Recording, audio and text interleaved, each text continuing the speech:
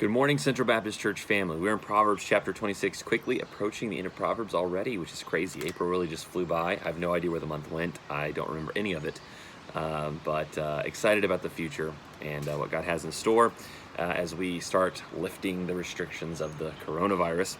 We're in Proverbs chapter 26, and an interesting verse, or a couple verses here, that I think are really applicable in every stage of life.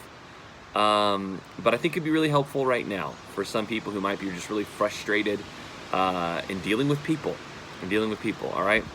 We're in Proverbs 26, verse 4. It says this: "Answer not a fool according to his folly, lest thou also be like unto him." Okay? Seems to make sense. And then the next verse, verse 5. "Answer a fool according to his folly, lest he be wise in his own conceit." This is an interesting couple of verses here. It seems like a contradiction. Why in the world would God tell us to answer not a fool, and then the next verse, answer a fool? It seems, again, contradictory. It doesn't make sense. So what exactly is God trying to tell us here? Well, verse 4 is the majority rule. Like, as far as like when it comes to addressing a fool, all right, somebody who is ignorant, somebody who's just making foolish statements, which we all know those people. I'm a youth pastor. Okay, I deal with foolish conversations all the time on van rides and bus rides and in the youth room. I mean, I'm just going to hear foolishness all the time. It's just part of being a youth pastor, part of working with young people. And most of the time, answer not a fool according to his folly, lest thou also be like unto him. So the key of verse 4 is don't respond to a fool. Don't get in an argument, especially with a fool or a conversation, lest you be made a fool just like he is. Basically, and you know how it is, a lot of times you can get in an argument with somebody and you look just as foolish by the time the conversation is over as the person who initiated the conversation in the first place. And that's why it's wise, honestly, just to stay out of most conversations. Can I tell you where this is most applicable? Facebook, all right? Online and social media formats. Just, you're going to see a lot of foolish statements made. Let's just be honest. We see them all the time. And most of the time, just don't get involved.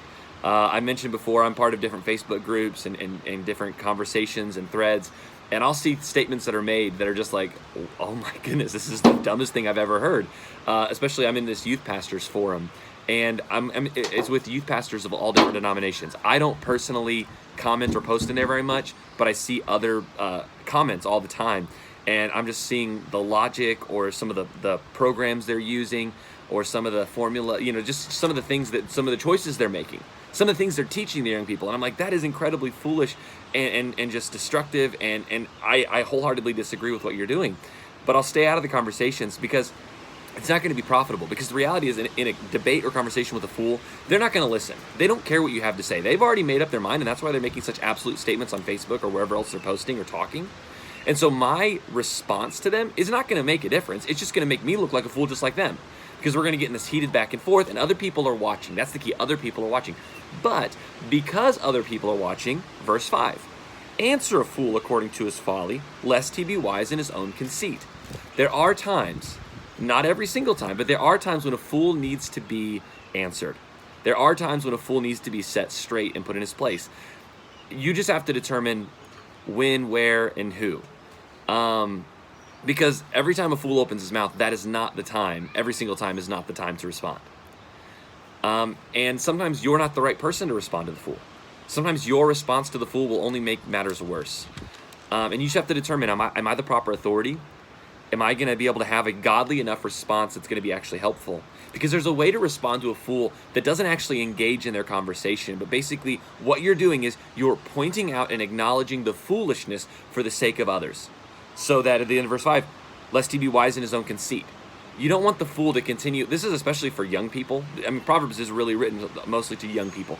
You don't want a young person to keep going down a path of foolishness, thinking that they're making right choices, when in reality they're destroying their life. You have to point out their foolishness, not every single time, but there are going to be moments where you're like, listen, that is just a really dumb choice you just made there. Or that whole conversation needs to stop. It's ridiculous. And there are times when we need to point out the foolishness.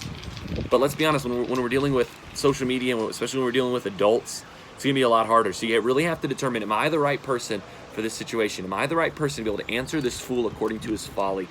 Or should I let someone else do it? And there's no absolute answer here. That's why there's these two statements right back to back. Because there's most of the time you don't answer a fool lest you be made a fool like him. But there are times when we need to answer a fool according to his folly to set him straight and for the sake of others.